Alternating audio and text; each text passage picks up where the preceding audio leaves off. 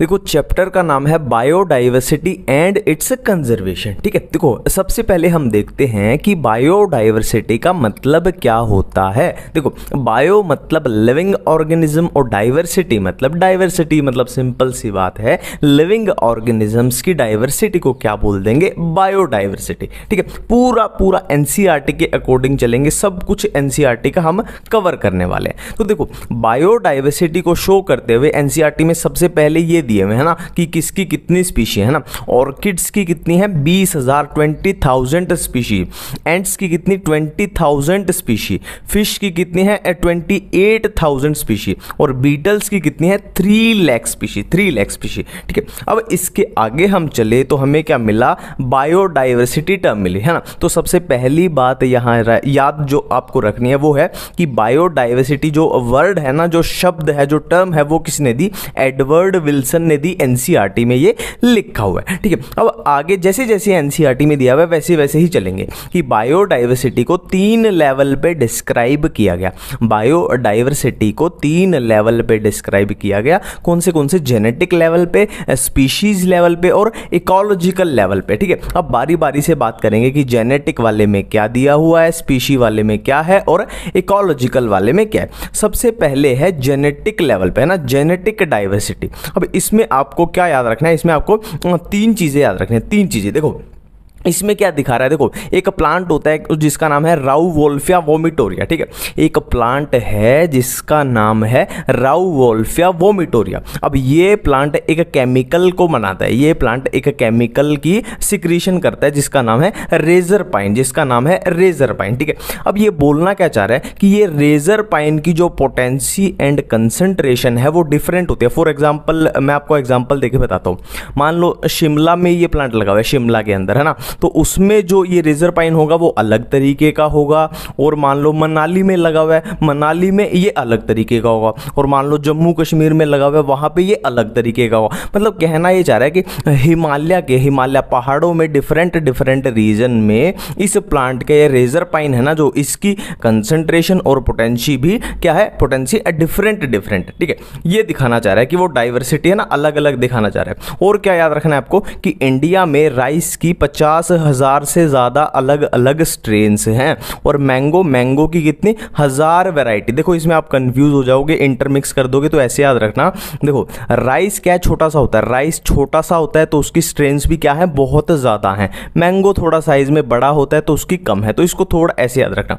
यहाँ पे मैं फिर से रिपीट कर रहा हूँ कि एनसीईआरटी के अकॉर्डिंग यहाँ पे जेनेटिक डाइवर्सिटी में अपने को 3 बातें याद रखनी है। तो राउवोल्फिया वोमिटोरिया जिसका केमिकल क्या है, रेजर पाइन है ना, दूसरी कौन सी, राइस, और तीसरी कौन सी, मैंगो है ना। राइस की कितनी ज्यादा होंगी, 50,000 से भी ज्यादा, और मैंगो की 1000। ठीक है, ये अपना जेनेटिक डाइवर्सिटी कंप्लीट है। नेक्स्ट हम बात करते हैं स्पीशी डाइवर्सिटी पे। ठीक है, इसमें एक सिंपल सी बात दी हुई है एनसीईआरटी में, इससे ज्यादा कुछ नहीं दिया हुआ, यही आपको याद रखना है। वो क्या बोलना चाह रहा है कि वेस्टर्न घाट में अम्फीबिया की ज्यादा स्पीशी है किससे, ईस्टर्न घाट से। सिंपल सी बात है, एम्फीबिया की जो स्पीशीज हैं वो वेस्टर्न घाट में ज्यादा है, ईस्टर्न घाट में कम है। इससे ज्यादा आपको कुछ इसमें याद नहीं रखना। और इकोलॉजिकल डाइवर्सिटी में सिर्फ ये दिया हुआ है कि इंडिया में डाइवर्सिटी ज्यादा है, इंडिया में बायोडाइवर्सिटी ज्यादा है किससे, एक स्कैंडिनेवियन कंट्री से, जैसे कि नॉर्वे है ना, नॉर्वे जैसी कंट्री से इंडिया के अंदर बायोडाइवर्सिटी ज्यादा है। ये सिंपल इसमें दिया हुआ है।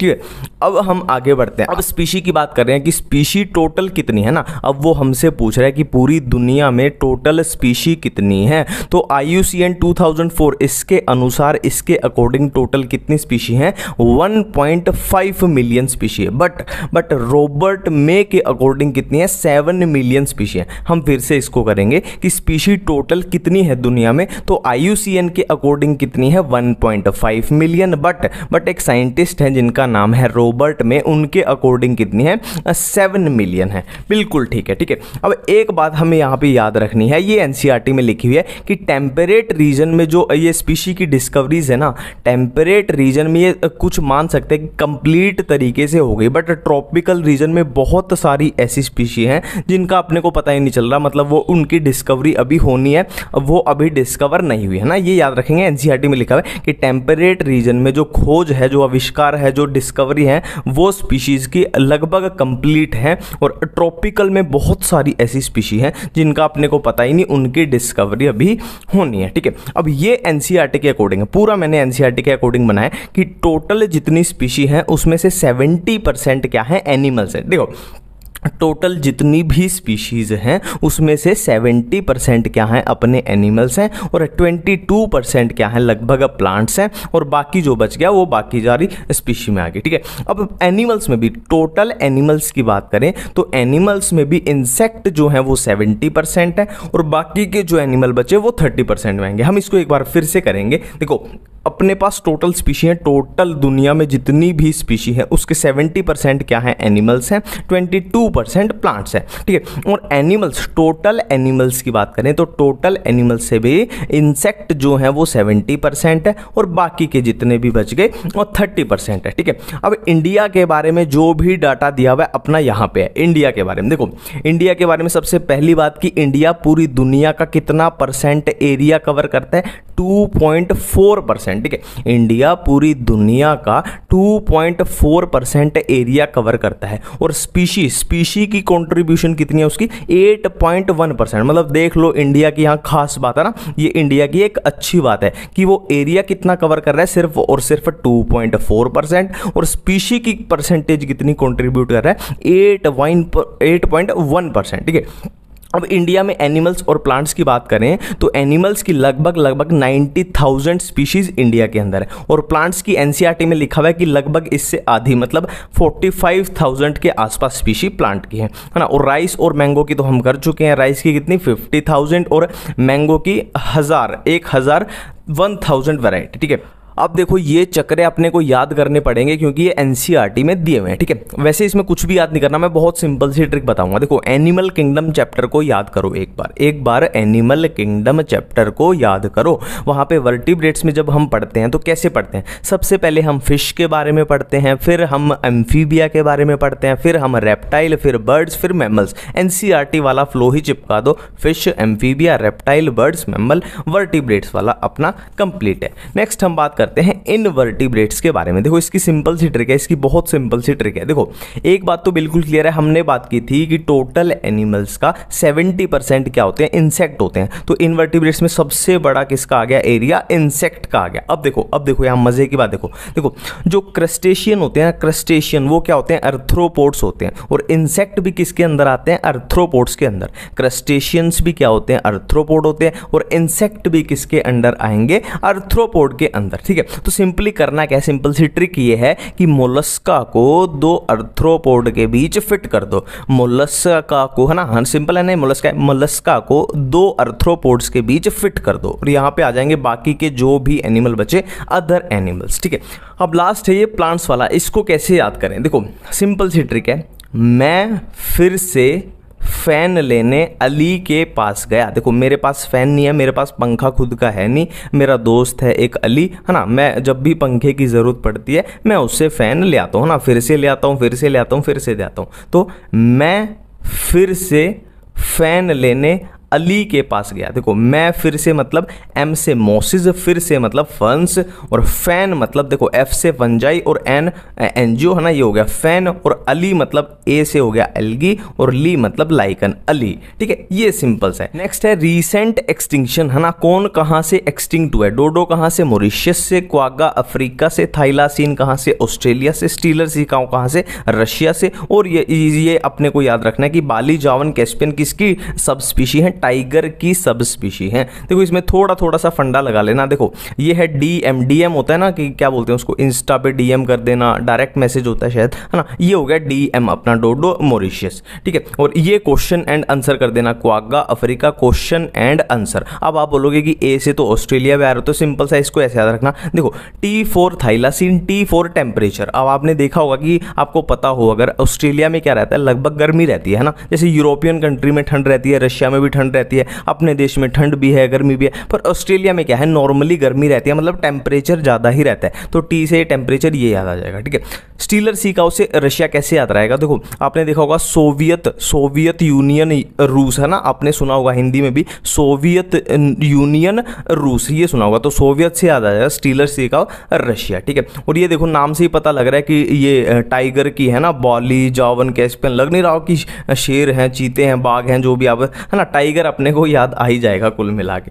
ठीक है, नेक्स्ट हम बात करते हैं, देखो ये एनसीईआरटी में दिया है सिक्स्थ एक्सटिंक्शन। देखो ये क्या है, इसमें क्या बताया गया कि मान लो पहला एक्सटिंक्शन हुआ पूरी दुनिया में, जो स्पीशी थी खत्म होगी है ना, फिर नई स्पीशी आई है ना दोबारा से, फिर दूसरा एक्सटिंक्शन आया फिर से वो खत्म होगी, फिर तीसरा आया फिर से सारी खत्म होगी, फिर है ना। अब तो बात करते हैं कि 5 एक्सटिंक्शन ऑलरेडी हो चुके हैं, अब जो चल रहा है वो छठा चल रहा है, सिक्स्थ चल रहा है। ठीक है, और सिक्स्थ क्या है बहुत तेजी से चल रहा है ना, एनसीईआरटी में साफ साफ लिखा हुआ है कि सिक्स्थ एक्सटिंक्शन की जो स्पीड है वो पिछले वालों से कितने 100 से 1000 गुना ज्यादा है, तेज आ रहा है। ठीक है, और क्या है, और साइंटिस्ट ने या बोलो इकोलॉजिस्ट ने क्या वार्निंग दी है कि अगले 100 सालों के अंदर अपनी क्या है जो स्पीशी जितनी टोटल है उसकी आधी उसकी हाफ क्या है खत्म हो जाएंगी। ठीक है, ये कुछ एनसीईआरटी की चीजें याद रखनी है। अब देखो इस चैप्टर में अपनी एनसीईआरटी में ये 3 साइंटिस्ट दिए है ना, और हम अक्सर इनमें कंफ्यूज हो जाते हो कि किस साइंटिस्ट ने क्या किया था, है ना। ये 3 साइंटिस्ट कौन से,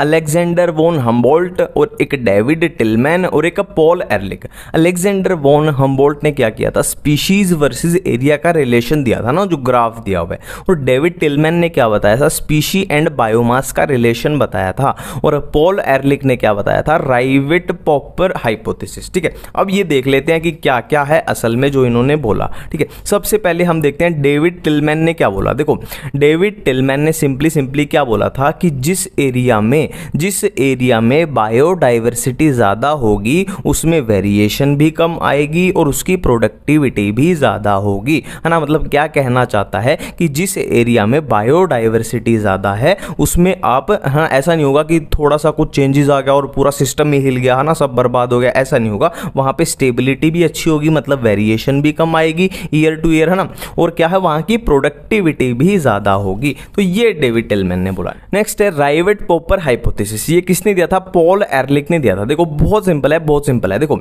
एक एरोप्लेन है, एरोप्लेन को हमने बोल दिया क्या, इकोसिस्टम बोल दिया, और एरोप्लेन जो छोटे छोटे पार्ट्स से मिलकर बना है उनको हमने बोल दिया स्पीशीज बोल दिया ना, कि स्पीशीज सारी स्पीशीज से मिलके क्या बना है, अपना इकोसिस्टम बना है। तो वो क्या बोलना चाह रहा है कि सारी स्पीशी ही इंपॉर्टेंट है, क्योंकि हर एक का देखो एरोप्लेन में हर एक पार्ट जो छोटे छोटे पार्ट से मिलके एरोप्लेन बना है, हर एक पार्ट की अपनी इंपॉर्टेंस है। हम किसी भी पार्ट को उसमें से गायब कर देंगे तो कुछ गड़बड़ी आ जाएगी। तो ऐसे ही स्पीशीज के बारे में बोलना चाह रहे हैं कि हर एक स्पीशी अपने इकोसिस्टम में इंपॉर्टेंट है। आप ऐसा नहीं कर सकते कि 10 स्पीशी को गायब कर दो, एक्सटिंक्ट कर दो, है ना, तो कुछ गड़बड़ी तो आएगी। ठीक है, और एक चीज यहां क्या याद रखनी है कि राइवेट्स ऑन द विंग्स, मतलब पंखों के ऊपर नट बोल्ट जो लगे हुए हैं, कुछ भी बोल लो, है ना, कि पंख अपने लिए ज्यादा जरूरी है एरोप्लेन में, तो उनको क्या बोला है, उन्होंने की स्पीशी बोला है ना, कि टोटल स्पीशी जितनी है उनमें से कुछ ऐसी स्पीशी होती हैं जो की स्पीशी होती हैं जिनका रोल इकोसिस्टम में ज्यादा होता है। ठीक है, नेक्स्ट ये ग्राफ है, ये ग्राफ किसने दिया, अलेक्जेंडर वॉन हम्बोल्ट है ना, स्पीशीज वर्सेस एरिया का। अब इसमें दिखाया क्या है, देखो ये अपनी स्पीशी रिचनेस है और ये है एरिया। ठीक है, उन्होंने बोला क्या है, देखो एरिया बढ़ता जाएगा स्पीशी बढ़ती जाएंगी, एरिया बढ़ता जाएगा स्पीशी बढ़ती जाएंगी, एरिया बढ़ता जाएगा, जितना बड़ा एरिया हो रहा है स्पीशीज भी उतनी ज्यादा हो रही है ना। बट एक पॉइंट ऐसा आएगा कि उससे आगे अब स्पीशी नहीं बढ़ सकती, ये स्पीशी की क्या आ जाएगी, मैक्सिमम वैल्यू आ जाएगी, मैक्सिमम लेवल, एक सैचुरेशन आ जाएगी। अब आप कितना भी एरिया बढ़ा लो इससे ज्यादा स्पीशी नहीं बढ़ेंगी, ये मैक्सिमम संख्या उनकी आ चुकी है। ठीक है, और ये इक्वेशन होती है अपनी, है ना। इस इक्वेशन में क्या है, देखो एस क्या है, अपनी स्पीशीज है, ए क्या है, अपना एरिया है, जेड क्या है, अपनी स्लोप है, सी क्या है, अपना कांस्टेंट है। तो स्लोप की बात की गई है, देखो स्लोप क्या है, स्मॉल एरिया में एनसीईआरटी में लिखा हुआ है, ये वैल्यू दी हुई है, स्मॉल एरिया में स्लोप कितनी होती है, 0.1 से लेके 0.2,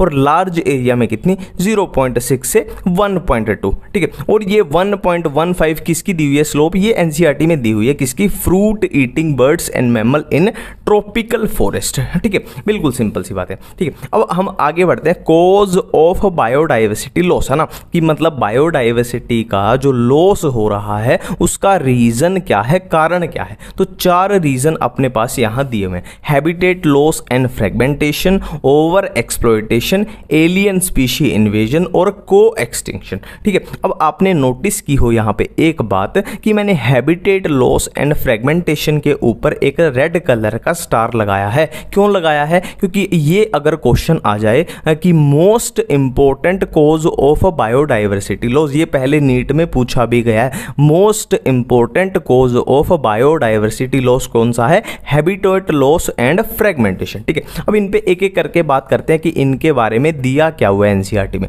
देखो, हैबिटेट लॉस एंड फ्रेगमेंटेशन वाले पैरा में क्या दिया हुआ है अपने, मेनली क्या है, अमेज़न रेन फॉरेस्ट दिए हुए हैं। तो इसके बारे में दिया क्या हुआ है, देखो पहले की पास्ट की बात कर रहे हैं कि पहले अमेज़न रेन फॉरेस्ट पूरी अर्थ का कितना पार्ट कवर करते थे, कितना एरिया, 14% कवर करते थे, बट अब सिर्फ कितना करते हैं, 6% ही कवर करते हैं ना, कम हो गए, सिंपल सी बात है।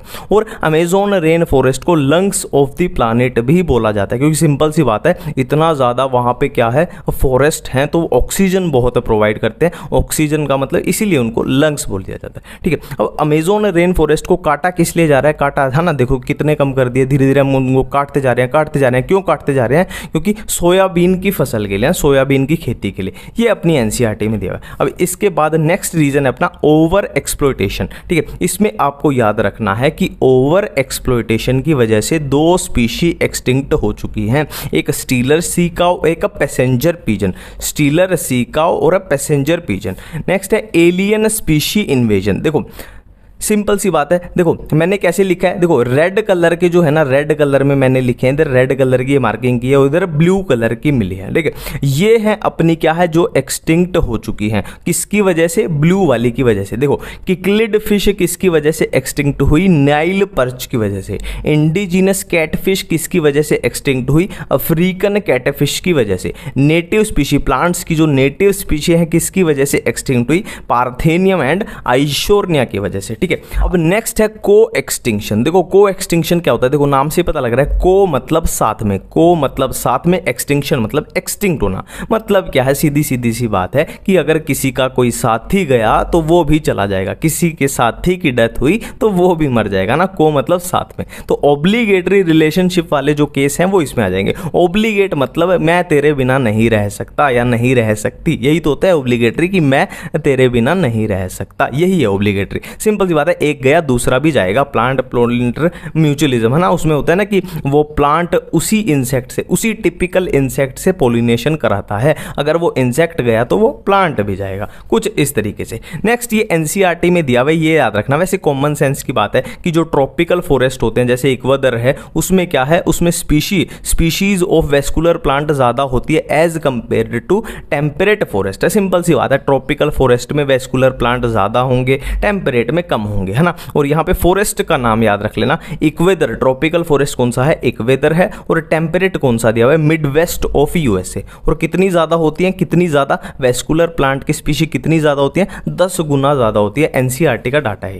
ठीक है, अब देखो, अब वो बात करते हैं कि हमें बायोडाइवर्सिटी को कंजर्व करना क्यों है ना, रीजन क्या है, मतलब हम क्यों बायोडाइवर्सिटी को कंजर्व करें ना। सिंपल सी बात है, खत्म होने देते हैं, तो हमें बता रहे हैं कि भाई बायोडाइवर्सिटी बहुत इंपॉर्टेंट है, हम उसको खत्म नहीं होने दे सकते। तो अब बोल रहा है कि हमें बता रहा है कि क्यों इंपॉर्टेंट है। तो इसके 3 तरीके से उसने बताया गया, एक तो नैरो यूटिलिटेरियन, एक ब्रॉड यूटिलिटेरियन और एक एथिकल। नैरो में क्या आ जाएगा, जैसे देखो प्लांट्स हैं, है ना, इतने सारे प्लांट्स हैं, हमें क्या क्या प्रोवाइड कराते हैं, फूड प्रोवाइड कराते हैं, फाइबर प्रोवाइड कराते हैं, मेडिसिन प्रोवाइड कराते हैं, इंडस्ट्रियल प्रोडक्ट हमें प्रोवाइड कराते हैं, कंस्ट्रक्शन मटेरियल हमें प्रोवाइड कराते हैं, है ना। देखो ये सब चीज़ें ना, फूड, फाइबर, मेडिसिन, ये सब चीज़ें हमें प्लांट से मिलती हैं और हम उनका यूज़ करते हैं। तो इसी को सिंपल शब्दों में क्या कहते हैं, बायो प्रोस्पेक्टिंग बोलते हैं ना, कि हम प्लांट्स की क्या है, सर्विस का यूज़ कर रहे हैं ना, नेचुरल रिसोर्सेज का। ठीक है, नेक्स्ट स्टेप देखो, ब्रॉड में क्या आ जाएगा, 2 P2 याद रखना इसमें, P2 है ना, photosynthesis pollination, photosynthesis pollination. Photosynthesis के थ्रू अपने को क्या क्या मिलेगा आपको पता ही है हाँ,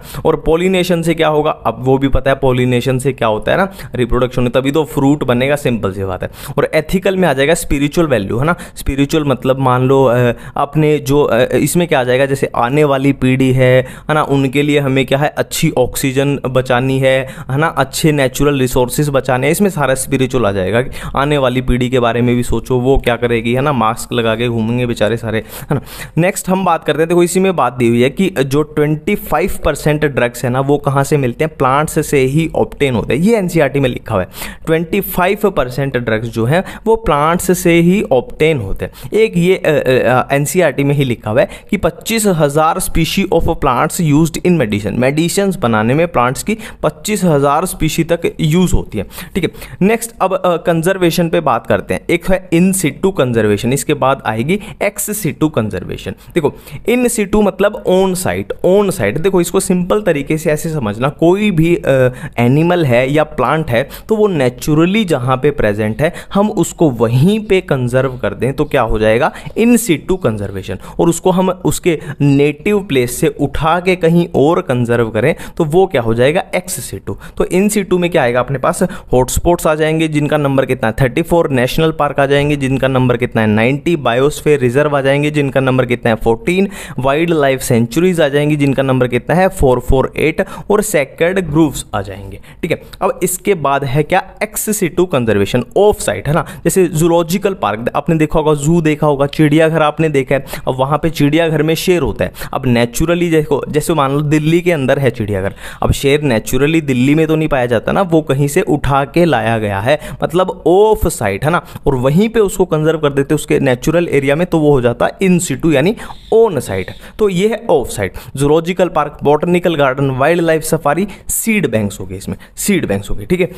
नेक्स्ट क्या है, देखो एक होता है अर्थ समिट, एक होता है अर्थ समिट, एक होता है वर्ल्ड समिट, है ना। देखो अर्थ समिट कहां पे हुआ था, रियो डी जेनेरियो, कब हुआ था 1992। और वर्ल्ड समिट कहां पे होता है, जोहान्सबर्ग में होता है। जोहान्सबर्ग कहां पे, साउथ अफ्रीका में, सबको पता होना चाहिए। और ये कब हुआ था 2002, है ना। इसके ठीक 10 साल बाद वर्ल्ड समिट हुआ था, ठीक है। दोनों का मकसद एक ही था, कंजर्वेशन ऑफ बायोडाइवर्सिटी। अब ये एनसीईआरटी में दिखा हुआ है, इसको याद रख लेना, इसमें कंफ्यूजन हो सकती है। देखो अर्थ समिट में एनसीईआरटी में लिखा हुआ है कि इसमें ऑल नेशन मतलब सारे देशों ने, सभी देशों ने इसमें पार्टिसिपेट किया। और वर्ल्ड समिट में लिखा हुआ है इसमें कितने 190 देश 190 कंट्रीज ने इसमें पार्टिसिपेट किया। और इसमें वर्ल्ड समिट में क्या बोला गया कि 2010 तक, देखो 2002 में हुआ था तो इसमें क्या बोला गया 2010 तक ये परिस्थितियां सुधारो मतलब बायोडाइवर्सिटी को सुधारो, अच्छा करो, इसको कंजर्व करो, ठीक है।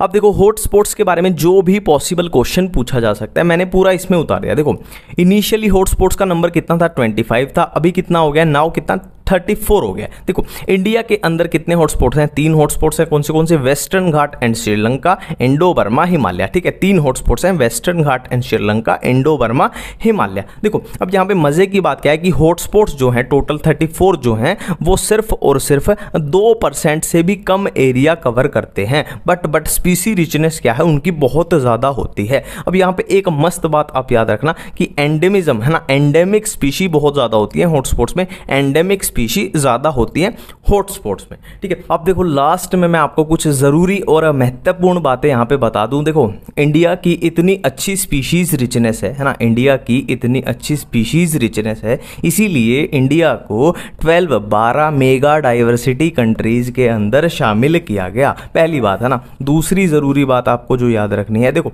हॉटस्पॉट अपने को पता है कितने इंपॉर्टेंट है। देखो हॉटस्पॉट के बारे में लिखा हुआ है कि अगर हम हॉटस्पॉट को मिटने से बचा लेते हैं, मतलब अगर हम हॉटस्पॉट्स को क्या है कंजर्व कर लेते हैं, तो हॉटस्पॉट में इतनी ज़्यादा पावर है कि जो ऑनगोइंग मास एक्सटिंक्शन मतलब जो स्पीशीज़ ख़त्म होती जा रही हैं, हॉटस्पॉट उनको 30% तक रिड्यूस कर सकते हैं, ठीक है। तीसरी बात, लास्ट बात इस चैप्टर की क्या है, देखो हमने सेक्रेड ग्रूव्स किए थे ना, सेक्रेड ग्रूव्स कहाँ पे, कंजर्वेशन में। अब सेक्रेड ग्रूव्स कहाँ पे है, ये एनसीईआरटी में लिखा हुआ है। Khasi and Jaintia hills of Meghalaya, Aravalli hills of Rajasthan, western ghat of Karnataka and Maharashtra, और कहाँ पे Surguja, Chanda and Bastar area of Madhya Pradesh. Chapter अपना यहाँ पे खत्म, पूरी एनसीईआरटी अपनी कवर्ड है, ठीक है।